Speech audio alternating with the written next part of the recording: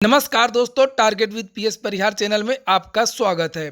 सुबह की इस वीडियो में ऐसी सूचनाएं होती हैं जो विभिन्न समाचार पत्रों पर छाई हुई होती हैं और विद्यार्थियों के लिए आवश्यक होती हैं।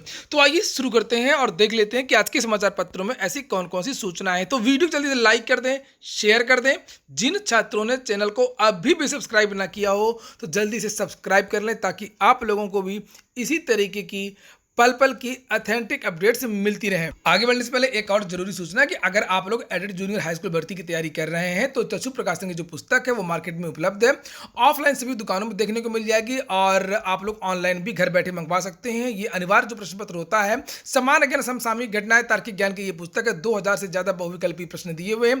परीक्षा नियामक प्राधिकारी का जो सिलेबस है उसी के अनुसार ये जो पुस्तक है वो तैयार की गई, जिसे आप लोग यहाँ नीचे भी देख सकते हैं। पूरा पाठ्यक्रम यहाँ पर दिया हुआ है। चलिए शुरू करते हैं आज की सूचना को। सबसे पहली सूचना है उत्तर प्रदेश दरोगा भर्ती और उत्तर प्रदेश दरोगा भर्ती लिपिक, गोपनीय इत्यादि की जो परीक्षाएं कब होंगी इसके बारे में आज जानकारी दे दी गई है। बहुत कम समय मिलने वाला है आप लोगों को। यहाँ पर देखिए लिखा है कि 1 अप्रैल से उप निरीक्षक नागरिक पुलिस, पुरुषों के लिए प्लाटून कमांडर, पीएसी व अग्निशमन द्वितीय अधिकारी के कुल 9,534 पदों पर सीधी भर्ती 2020-21 शुरू हो जाएगी, जो 30 अप्रैल तक चलेगी। भर्ती बोर्ड इसके बाद जून माह में दरोगा भर्ती की लिखित परीक्षा कराएगा। नीचे लिखा है कि भर्ती बोर्ड के अध्यक्ष डीजी राजकुमार विश्वकर्मा के अनुसार दरोगा भर्ती की परीक्षा कराने के लिए संस्था का चयन कर लिया गया है। मुख्यमंत्री का अनुमोदन मिलने के बाद भर्ती बोर्ड ने संस्था के साथ में MOU साइन किया है और इसके साथ ही उप निरीक्षक लिपिक संवर्ग की भर्ती जुलाई में कराए जाने की तैयारी है।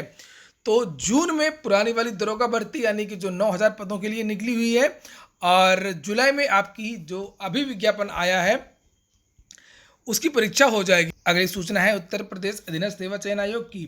लिखा है 2,118 पदों के लिए प्रस्तावित भर्तियां ये स्थगित कर दी गई हैं। वीडियो परीक्षा कराने वाली एजेंसी को ही दी गई थी जिम्मेदारी, इसलिए परीक्षा स्थगित। मैंने कल ही आप लोगों को बता दिया था कि ये परीक्षा क्यों स्थगित हुई है। चूंकि जिस परीक्षा एजेंसी ने व्यापक पैमाने पर धांधली की थी वीडियो की भर्ती में, यानी कि अंदर से जो कापियां रंगी गई थी OMR इत्यादि, वही बदनाम परीक्षा एजेंसी आपकी ये परीक्षा भी कराने वाली थी जो स्थगित की गई हैं। यानी कि वन्य जीव रक्षक, सहायक सांख्यिकी अधिकारी इत्यादि की जो परीक्षाएं जो अभी स्थगित की गई हैं, ये भी परीक्षाएं वही एजेंसी करवाने वाली थी, इसीलिए तत्काल प्रभाव से सभी भर्ती परीक्षाएं जो है वो स्थगित कर दी गई हैं। यहाँ पर लिखा हुआ है कि ग्राम विकास अधिकारियों और समाज कल्याण पर्यवेक्षक के लिए हुई परीक्षा के लिए ही के साथ ही 3 अन्य पदों के लिए प्रस्तावित परीक्षा को भी अधीनस्थ सेवा चयन आयोग ने अगले आदेश तक स्थगित करने का आदेश जारी किया है। इनमें वन रक्षक, वन जीव रक्षक 728 पद, सहायक सांख्यिकी अधिकारी, सहायक शोध अधिकारी, सहायक बोरिंग टेक्नीशियन 486 पद की परीक्षा शामिल है। वन रक्षक, वन जीव रक्षक के लिए 4 अप्रैल और सहायक बोरिंग टेक्नीशियन के लिए 25 अप्रैल को परीक्षा होनी थी। वहीं सहायक सांख्यिकी अधिकारी एवं सहायक शोध अधिकारी पद पर भर्ती के लिए 8 मई को परीक्षा होनी थी। आयोग के परीक्षा नियंत्रक ने तीनों परीक्षाओं को स्थगित करने का आदेश जारी किया है। अब फिर से एजेंसी आएगी, फिर से पूरी प्रक्रिया होगी और फिर परीक्षा होगी, इसलिए अब परीक्षाओं में और भी देरी हो सकती है। योगी सरकार परीक्षाओं की जो तारीख है उसको स्थगित किया है। चलिए अच्छी बात है, अगर भ्रष्टाचार को हटाया जा रहा है तो ठीक है, लेकिन नई भर्तियों की घोषणा क्यों नहीं की जा रही है? PET का विज्ञापन जारी क्यों नहीं किया जा रहा है? लोअर 2019 की परीक्षा क्यों नहीं की जा रही है? आखिरकार जूनियर असिस्टेंट के परिणाम क्यों जारी नहीं किए जा रहे हैं? तो एक तरफ तो 4 साल से भर्तियों की जांच की जाती है और दूसरी तरफ नई भर्तियां भी नहीं निकाली जाती हैं। इसलिए सरकार इस ओर भी ध्यान दे ताकि जो नए विज्ञापन है वो जारी हों, जो पुरानी भर्तियां हों वो समय से पूरी हों। और ऐसा लगता है कि 2021 में योगी सरकार किसी भी व्यक्ति को नौकरी नहीं देने वाली है। चूंकि पुरानी भर्तियां स्थगित हो गई और फिर से समय लगेगा परीक्षा एजेंसी सब कुछ करवाने में और तब तक चुनाव आएंगे, अधिसूचना जारी हो जाएगी। तो अगर परीक्षा हो भी जाएगी तब भी परिणाम नहीं आ पाएंगे, नियुक्ति नहीं हो पाएगी। उसके बाद में PET को भी इतना लेट किया जा रहा है कि जब PET आएगा तो लोगों के पास ज़्यादा से ज़्यादा केवल PET की मार्कशीट आएगी, नई भर्तियों के विज्ञापन नहीं निकल पाएंगे और जो नई भर्तियां हैं लेखपाल इत्यादि की वो भर्तियां पूरी नहीं हो पाएंगी। तो अगर योगी सरकार वास्तव में रोजगार के लिए कुछ करना चाहती है, छात्रों के लिए कुछ करना चाहती है, सकारात्मक कुछ काम करना चाहती है, तो जो पुरानी भर्तियां हैं और जो नए विज्ञापन हैं उनको जल्द से जल्द जारी करे। इसी को लेकर के और भी समाचार पत्रों में अलग अलग तरह से सूचना है कि एसआईटी जांच में गड़बड़ी की पुष्टि पर अधीनस्थ सेवा चयन आयोग ने जारी किया आदेश। ओएमआर सीट के मिलान से सामने आई थी गड़बड़ी और बताया ये जाता है कि इसी भर्ती में जो भ्रष्टाचार हुआ था, इसी की वजह से जो पहले चेयरमैन थे यूपी ट्रिपल एससी के सीबी पालीवाल, उन्होंने आज आकर के इस्तीफा दे दिया था, उनको भनक लग गई थी। यहाँ पर देख सकते हैं, ये नीचे लिखा हुआ है कि इस भर्ती में करीब 9 लाख से अधिक अभ्यर्थियों ने भाग लिया था। नतीजे जारी होने के बाद कुछ अभ्यर्थियों ने बड़े पैमाने पर गड़बड़ी की शिकायत की थी। सूत्रों के अनुसार यह वही भर्ती परीक्षा है जिसके पहले अधीनस्थ के तत्कालीन अध्यक्ष सीबी पालीवाल ने इस्तीफा दे दिया था। और अगली कुछ सूचना है उत्तर प्रदेश लोक सेवा आयोग की। आयोग ने सॉफ्ट कॉपी निदेशालय को भेज दी। एलटी ग्रेड हिंदी और सामाजिक विज्ञान का मामला है। लिखा है कि उत्तर प्रदेश लोक सेवा आयोग ने बुधवार को राजकीय इंटर कॉलेज के लिए एलटी ग्रेड सामाजिक विज्ञान के कुल 1584 एवं हिंदी के 958 चयनित शिक्षकों को कुल मिलाकर के 2542 शिक्षकों की जो फाइल है वो शिक्षा निदेशालय को भेज दी है। आयोग के मीडिया प्रभारी पुष्कर श्रीवास्तव के अनुसार एलटी ग्रेड सामाजिक विज्ञान में 787 पुरुष एवं 797 महिला अभ्यर्थी शामिल हैं, जबकि एलटी ग्रेड हिंदी में 418 पुरुष और 540 महिला चयनित शिक्षकों की जो फाइल है वो निदेशालय को भेज दी गई है।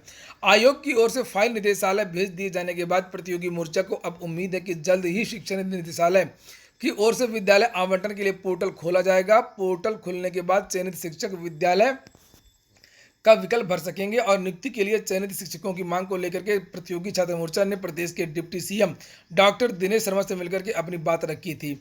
वहीं पर अगली एक और सूचना है कि एसीएफ का जो परिणाम घोषित कर दिया गया है। एसीएफ के 2 पदों पर अतुल दीपक ने बाजी मारी। आरएफओ में प्रत्युष टॉपर रहे।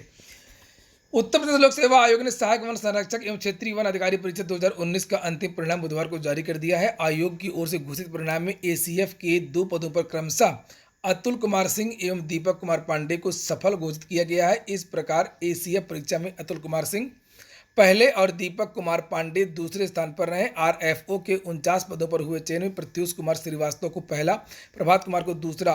तो ये परिणाम वेबसाइट पर दिया हुआ है, इसे चाहे तो आप लोग जाकर के देख सकते हैं। 69,000 शिक्षक भर्ती में आरक्षण व विभिन्न मांगों को लेकर के जो दिव्यांग अभ्यर्थी 100 दिनों से धरना प्रदर्शन कर रहे थे, अनशन कर रहे थे, वो खत्म कर दिया गया है। नीचे लिखा है परिषदीय विद्यालयों के लिए 69,000 शिक्षक भर्ती में आरक्षण की विसंगति को लेकर 100 दिन से चल रहा दिव्यांगों का धरना महानिदेशक स्कूल शिक्षा के आश्वासन पर स्थगित कर दिया गया। सचिव बेसिक शिक्षा परिषद कार्यालय पर दिव्यांग अभ्यर्थी दिसंबर महीने से ही धरना दे रहे हैं।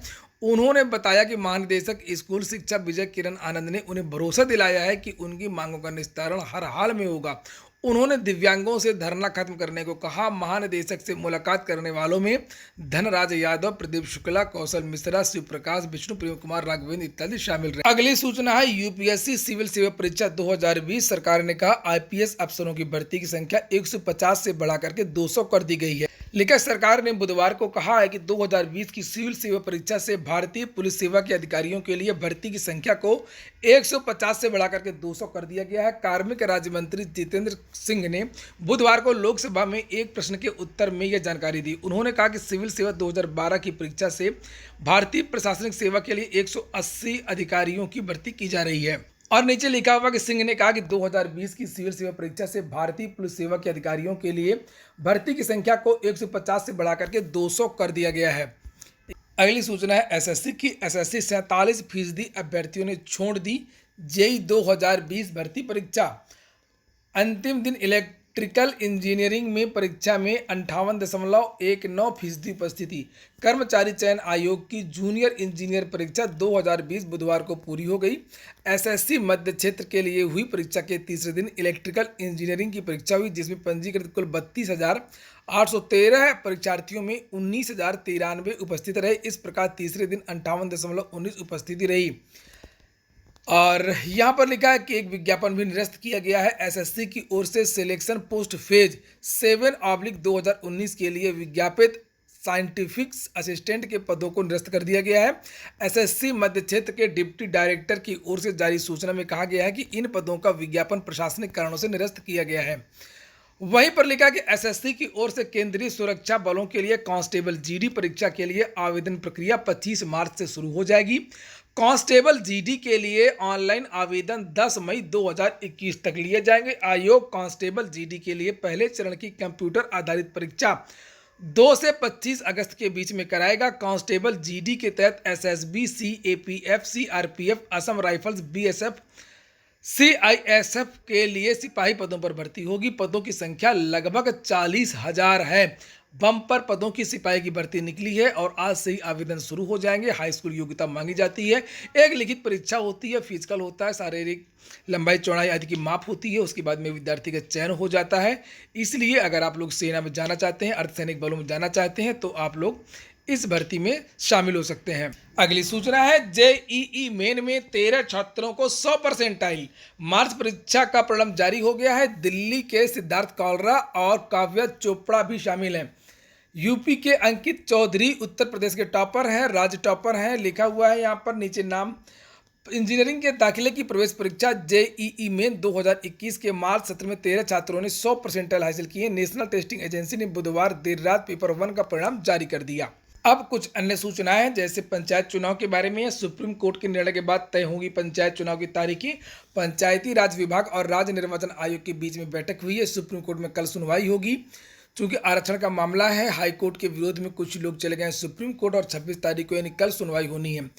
पंचायत चुनाव को लेकर के एक और याचिका दाखिल कर दी गई है और पंचायत चुनाव के बाद में ही अब होंगी बोर्ड परीक्षाएं। रेलवे का जो प्लेटफॉर्म टिकट है वो 50 रुपये का हो गया था, फिर से अब कुछ कम किया गया है, 30 रुपये का कर दिया गया है। लेकिन बुधवार आधी रात के बाद लागू हो गई प्लेटफॉर्म टिकट की जो नई दरें हैं और उसके बाद में संगम क्षेत्र में फूड कोर्ट बनेगा, नाइट बाजार 15 दिन में, और इसके लिए टेंडर भी जारी कर दिया गया है। अब शुरू हो गया आपका करंट अफेयर। उत्तर प्रदेश वर्ष 2025 से पहले टीबी मुक्त हो जाएगा। किसी प्रतियोगी परीक्षा में ये पूछा जा सकता है कि किस वर्ष तक हो जाएगा, तो याद रखिएगा 2025 तक का टारगेट रखा गया है। लिखा है मुख्यमंत्री योगी आदित्यनाथ ने कहा है कि उत्तर प्रदेश 2025 से पहले टीबी मुक्त हो जाएगा। विश्व स्वास्थ्य संगठन ने वर्ष 2030 तक दुनिया को टीबी मुक्त करने का लक्ष्य तय किया है, लेकिन प्रधानमंत्री नरेंद्र मोदी ने 2025 तक ही भारत को टीबी मुक्त बनाने का संकल्प लिया है। उनके इस संकल्प के अनुरूप ही यूपी तय समय में सीमा में टीबी मुक्त हो जाएगा। जैसे इंसेफ्लाइटिस का राज्य से समूल नाश हो गया है।